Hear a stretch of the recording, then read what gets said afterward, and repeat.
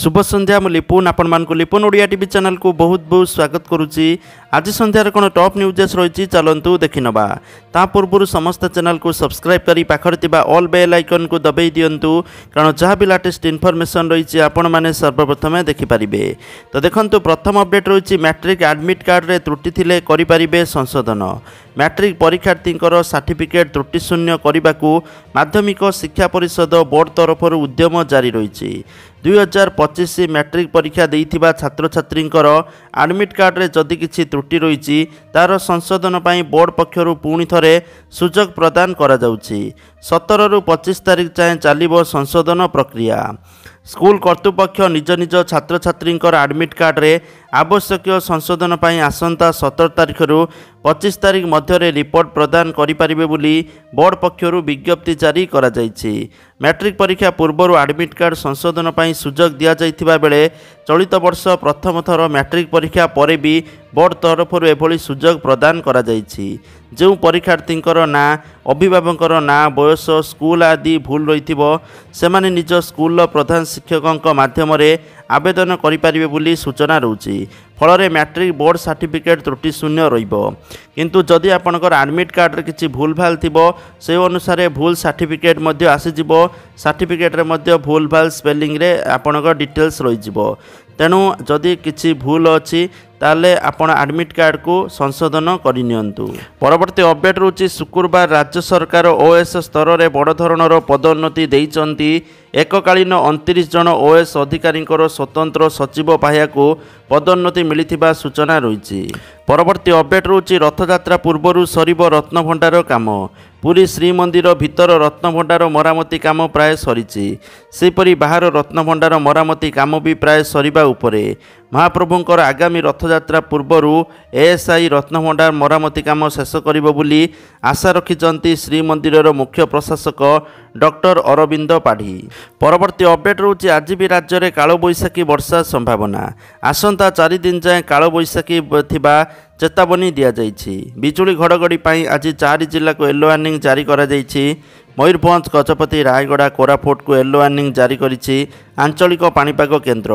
यही सबु जिले में घंटा प्रति 30 रु 40 किलोमीटर बेगरे पवन बहीपे। सेहीपरि आसंता काली 10 जिला को येलो वार्निंग जारी करा जाइछि। बालेश्वर भद्रक मयूरभंज सुंदरगढ़ जाजपुर कटक पुरी समते 10 जिले में घंटा प्रति 30 रु 40 किलोमीटर पवन बहीपे। आसंता 17 तारिख जाए राज्यर विभिन्न स्थान में स्वल्परू मध्यम धरणर वर्षार संभावना रही। परवर्ती अपडेट रोचे पुरी स्थित स्वामीनारायण मंदिर में आज 2 दिनिया प्रशिक्षण शिविर अनुष्ठित होईछि। यार उद्घाटन करिसंती बीजेपी राष्ट्रीय अध्यक्ष जेपी नड्डा। केमिति तृणमूल स्तर में लोकों सहित मिसिबे, उत्तम मंतव्य रखिबे, नड्डांग ठारू तालीम नेबे नेता। केंद्र और राज्य सरकार योजना लोकों पाखरे पहुंचाइबाकू दियाजिबो तालीम बोली सूचना रही। परवर्ती अपडेट रही भारतर अनेक सहर में अचानक यूपीआई सर्विस सेवारे बाधा उपजिछि। या द्वारा व्यवहारकारी माने यूपीआई द्वारा पेमेंट करि पारु नाहंती। एही समस्या को ट्रैक करुथबा वेबसाइट डाउन डिटेक्टर मध्य यार सूचना देछि। हठात यूपीआई सर्विस ठप होइजिबारु पेटीएम, फोन पे और गूगल पे व्यवहारकारी माने यूपीआई पेमेंट करि पारु नथिबा देखिबाकू मिलिछि। परवर्ती अपडेट रोचे पणा संक्रांति पाई कटक रे कटकणा सहर में मुतयन हेबे 10 प्लाटून फोर्स। हनुमान मंदिर रे थिबा स्थान रे अधिक फोर्स जगिबे। शांति श्रृंखलार सहित पालन पाई डीसीपी को अनुरोध। मद्यपान करी नियम न मानिले हेबो कार्यानुष्ठान। एने सूचना दैचंती कटक डीसीपी। परवर्ती अपडेट रोचे देवमाली रे राति काटिबा मना। राति 8 रु भोर 5टा पर्यंत जारी हैला कटकणा बोली तथ्य रोचे। परवर्ती अपडेट रोचे नाम लेखाई नथिबा ड्रॉप आउट पिलांकर तथ्य मागिले ओसेपा। नूतन शिक्षा वर्ष आरंभ हो सारी जिलापाल को चिठी। केंद्र सरकार प्रबंध पठाले तथ्य दाखल करने को निर्देश। शिक्षारू वंचित पिला मुख्य स्रोत में सामिल पाई स्वतंत्र तालीम लक्ष्य। परवर्ती अपडेट रोचे आज संध्यारे आकाश में दिशब गोलापी जह्न बोली सूचना रोचे। कारण आज संध्यारे आकाश में समस्त मन मोहिबा लगी जह्न गोलापी रंग में चमकिबा जाउछि। यह एक पूर्ण चंद्र हेबाकू थिबा बेले देखणारी माने एई मनलोभा दृश्य को निज घरर छात उपर ଯେକୌଣସି ଜାଗାରୁ ଦେଖି ପାରିବେ। ଚଳିତ ବର୍ଷ ପୃଥିବୀରୁ ଦୃଶ୍ୟମାନ ହେଉଥିବା ସମସ୍ତ ପୂର୍ଣ୍ଣ ଚନ୍ଦ୍ର ମଧ୍ୟରୁ ଏହା ସବୁଠାରୁ ଛୋଟ ହେବାକୁ ଥିବା ବେଳେ ଏହାକୁ ମାଇକ୍ରୋ ମୁନ୍ ବୋଲି କୁହାଯାଉଥିବା ସୂଚନା ରହିଛି। ପରବର୍ତ୍ତୀ ଅପଡେଟ୍ ରହୁଛି ରାଜ୍ୟର ପଞ୍ଚାୟତ ସ୍ତରରେ ଖାଲି ପଡ଼ିଥିବା 1134ଟି ପଦ ପୂରଣ ପାଇଁ ଉପନିର୍ବାଚନ ନିମନ୍ତେ ପ୍ରାଥମିକ ପଦକ୍ଷେପ ରାଜ୍ୟ ନିର୍ବାଚନ କମିଶନଙ୍କ ତରଫରୁ ଆରମ୍ଭ ହୋଇଯାଇଛି। ସେଥିମଧ୍ୟରୁ 5ଟି ଜିଲ୍ଲା ପରିଷଦ ସଭ୍ୟ, 41ଟି ପଞ୍ଚାୟତ ସମିତି ସଭ୍ୟ, 45ଟି ସରପଞ୍ଚ, 272ଟି ୱାର୍ଡ ମେମ୍ବର ପାଇଁ ଉପନିର୍ବାଚନ ହେଉଥିବା ବେଳେ 771ଟି ୱାର୍ଡରେ ନୂତନ ଭାବେ ନିର୍ବାଚିତ ଅନୁଷ୍ଠିତ ହେବ। ପରବର୍ତ୍ତୀ ଅପଡେଟ୍ ରହୁଛି ରାଜ୍ୟରେ ଲାଗୁ ହେଲା ଆୟୁଷ୍ମାନ ଯୋଜନା। ଏହି ଆୟୁଷ୍ମାନ ଯୋଜନାରେ ପୁରୁଷମାନଙ୍କୁ ବର୍ଷକୁ 5 ଲକ୍ଷ ଟଙ୍କାର ମାଗଣା ଚିକିତ୍ସା, ମହିଳାଙ୍କୁ 10 ଲକ୍ଷ ଟଙ୍କାର ମାଗଣା ଚିକିତ୍ସା ମିଳିବ। ସମସ୍ତ ଲୋକଙ୍କୁ ଗୋଟିଏ ଲେଖାଏଁ କାର୍ଡ଼ ମିଳିବ ବୋଲି ସୂଚନା ରହୁଛି। ତ ଯେଉଁମାନଙ୍କର ପୂର୍ବରୁ ବିଜୁ ସ୍ୱାସ୍ଥ୍ୟ କାର୍ଡ଼ ଥିଲା ସେମାନଙ୍କୁ ଆୟୁଷ୍ମାନ ଯୋଜନାର କାର୍ଡ଼ ମିଳିବ ବୋଲି ତଥ୍ୟ ରହୁଛି। ତ ସେଥିପାଇଁ ମାନେ ଆଶାକର୍ମୀ ମାନେ ଘର ଘର ବୁଲିକି ଆପଣଙ୍କୁ କାର୍ଡ଼ ବଣ୍ଟନ କରିବେ।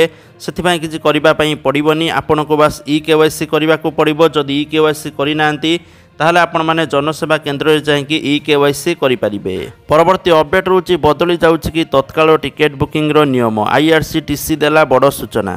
ତ ବୁକିଂ ନିୟମ କ'ଣ? ବର୍ତ୍ତମାନର ନିୟମ ଅନୁଯାୟୀ ତତ୍କାଳ ଟିକେଟ୍ 24 ଘଣ୍ଟା ପୂର୍ବରୁ ବୁକ୍ କରାଯାଇପାରିବ।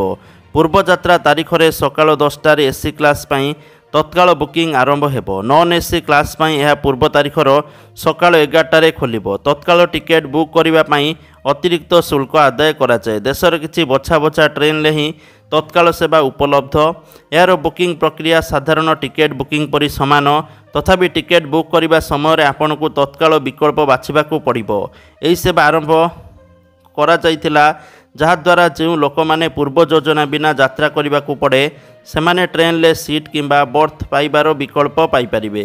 ପରବର୍ତ୍ତୀ ଅପଡେଟ୍ ରହୁଛି ଛାତ୍ରଛାତ୍ରୀଙ୍କ ପାଇଁ ଖୁସି ଖବର। ଘୋଷଣା ହେଲା ଖରା ଛୁଟି, ଏଥର ମିଳିଲା ଲମ୍ବା ଛୁଟି। ତ ଯାହାକି ଏପ୍ରିଲ ମାସ 30 ତାରିଖରୁ ଖରା ଛୁଟି ହେବ ବୋଲି ଘୋଷଣା କରାଯାଇଛି।